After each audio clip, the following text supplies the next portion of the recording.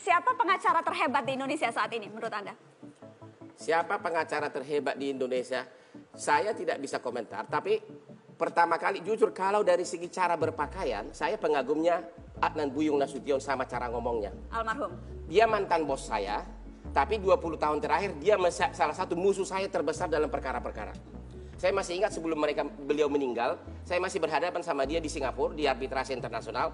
Dia mewakili perusahaan Rusia. Dia bawa putrinya yang juga jadi advokat. Saya juga bawa anak saya udah jadi advokat. Waktu itu seperti perang keluarga. Jadi Anda mengagumi almarhum Saya Bang mengagumi, Buyung? saya harus mengagumi di satu pihak. Walaupun dia jadi musuh saya, itu saya kagumi. Yang masih ada sekarang, siapa yang paling hebat?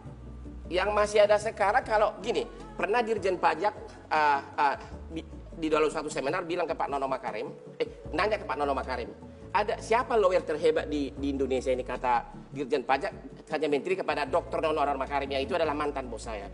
Dia mengatakan jawabannya begini, hanya dua lawyer yang legal minds yang saya kagumi di Indonesia ini, kata Dr. Nono Makarim. Satu Fred Tumbuhan, yang adalah ahli hukum kepailitan. Mantan bos saya ini anehnya yang kedua yang dia bilang, yang kedua yang saya kagumin ya Hotman Paris katanya. Jadi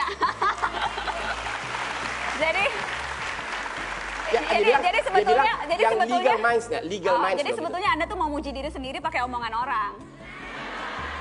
Cara pengacara kan seperti itu, pakai omongan orang untuk mengangkat diri sendiri. Jadi Anda mau bilang yang paling hebat saat ini saya sendiri. Saya udah mengatakan tadi adalah bahwa lawyer memang harus pintar bikin marketing dirinya. Nggak boleh munafik. Tidak boleh asalkan masuk TV hanya bukan gara-gara kasus lah, gubukin istrinya lah, inilah. Tapi kalau gara-gara menang di London, menang di sini, memang itulah impian semua lawyer. Asal tidak munafik. Banyak yang munafik menurut Anda? Ada beberapa yang super munafik. Misalnya, munafiknya itu apa? Ya munafiknya gimana ya, kadang-kadang pamer naik mobil, padahal cuma itu mobilnya, itu pun kredit gitu kan. Terus tiap hari yang bicara mengenai kasus-kasus artis, kasusnya sendiri. Lawyer itu kalau terlalu banyak kebusukannya diceritakan di TV, klien akan ragu. Saya kasih contoh ya. Waktu putri saya kasih hadiah ulang tahun 17, mobil Bentley 9 miliar, itu bukan untuk kesombongan. Waktu itu saya publikasikan karena apa? Saya baru dilaporkan seorang artis ke Polda Metro Jaya. Klien saya banyak konglomerat, istrinya yang panas. Pak, kok pakai pengacara seperti itu sih, katanya. Kok? Iya kan, karena saya dituduh memukul artis ini kan. Jadi klien saya ini pada telepon. Anda tidak mau sebut namanya? Kenapa? Ya Anda tadi udah bilang namanya. Jadi untuk menunjukkan ke publik bahwa saya cinta keluarga dan cinta istri, saya bikinlah pesta to show that I love my family. Saya bukan tipe orang yang istrinya 10, anaknya ditinggal. Enggak. Itulah motivasi waktu itu. It's all about business. All about business. Ya. Semuanya tentang bisnis. Bukan pamer-pamer kampungan. Karena saya tidak suka pamer kampungan, karena memang saya berisi untuk apa lagi. Itu loh.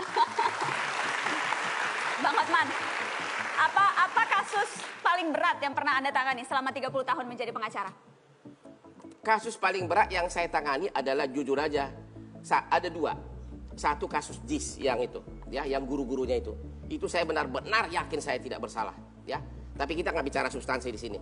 Tapi kasus satu lagi yang menarik adalah waktu krisis moneter, saya hampir 2 minggu duduk satu kamar sama Bambang Triatmojo karena waktu itu Bank Andromeda ditutup oleh IMF. Anak mantan Presiden Soeharto? Benar. Di situ saya berkali-kali dipinjam buku oleh Bambang Tri. Saya masih ingat hukum tata usaha negara. Yang minjem tahu nggak siapa? Pak Harto. Pasal berapa rupanya yang kalian pakai katanya. Jadi Bambang itu minta dulu katanya. Saya bikin di post-it itu, terus dia lari ke istana. Itu sangat menarik.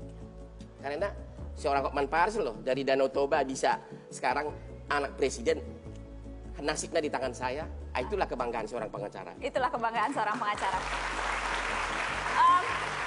Bang Hotman, tadi Anda katakan memang bagian dari marketing, mencari sensasi, atau mungkin ini juga kah yang dilakukan, mencari sensasi. Kita lihat cuplikan ketika Hotman Paris menantang taruhan dalam salah satu sidang. Khususnya sidang yang ini adalah sidang kasus Angelin di Bali. Saya sekarang musuhin gua coba. Saya nggak bermusuhan, kadang kata bermusuhan kan. Jadi nggak boleh digini nih. Aduh, kejam banget sih persaudaraan ini. Masa gara-gara Margaret kita ketemu dia. Ingat Tuhan lah, itu aja pesan saya. Hah? Ingat Tuhan. Ya, itu aja. Oh, Udah, yang lain-lain nggak usah dikomentarin. Komentar saya. emang gua nggak pernah ingat itu, Pak. Bang, Sekarang gini, kalau gini aja deh, daripada kita berdebat, kasih Rolex. Enggak, mana Rolex? Ada Rolex nggak? Kita orang susah. Jangan susah. Kau kan yang menang.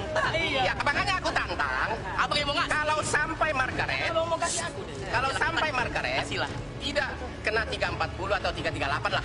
Dengar semua ya. Ya, dengar semua. Nggak benar, tapi kalian juga harus tahu dong.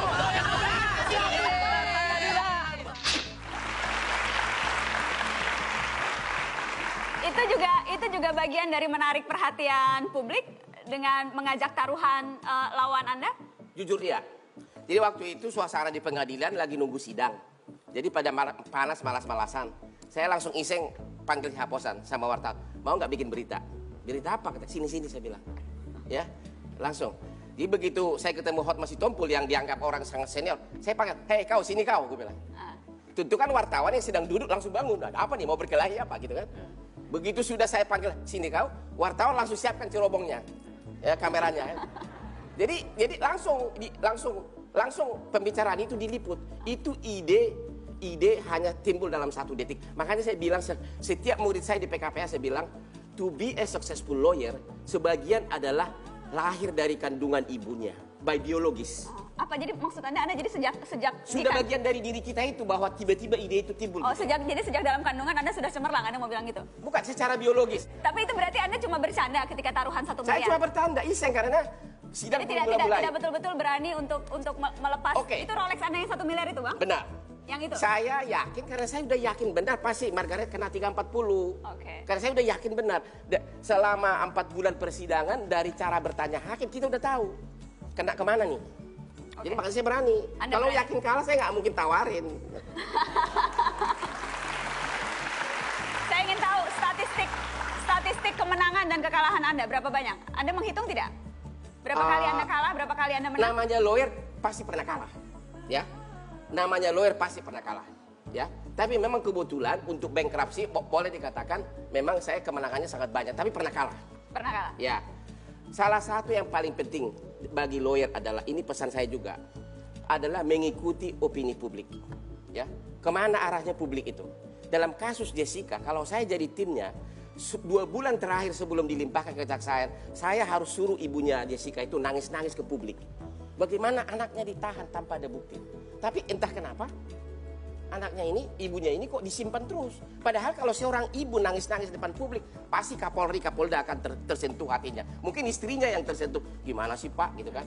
Ya, kayak kemarin di persidangan kemarin, ya. Jadi Anda ini membuka trik bagaimana seharusnya mengambil opini publik. Ada. Waktu kemarin. Jadi fakta hukum menjadi nomor 2. Yang penting opini. Itu adalah realita. Karena contoh dalam kasus Jessica, itu kan buktinya saksi ahli doang. Kalau saya jadi tim kuasa hukumnya, tinggalkan ruang sidang. Karena itu bukti sudah bukan bukti yang sah. Kenapa Anda bukan tim kuasa hukumnya? Kenapa? Kenapa Anda ada bukan? rahasia tertentu di situ. Oh, Anda diminta tapi tidak mau atau memang sengaja tidak mau meminta Anda, keluarga Jessica? Antara iya dan tidak. Anda pasti mau dong kasus yang menyita begitu banyak Sempat perhatian ada publik? waktu itu hampir, tapi ada rekan angkatan mengatakan janganlah. Nah, ada sedikit rahasia di balik itu loh. Okay. Tapi memang itu kasus sangat menarik. Sangat menarik dan Ya. Anda mengikuti terus.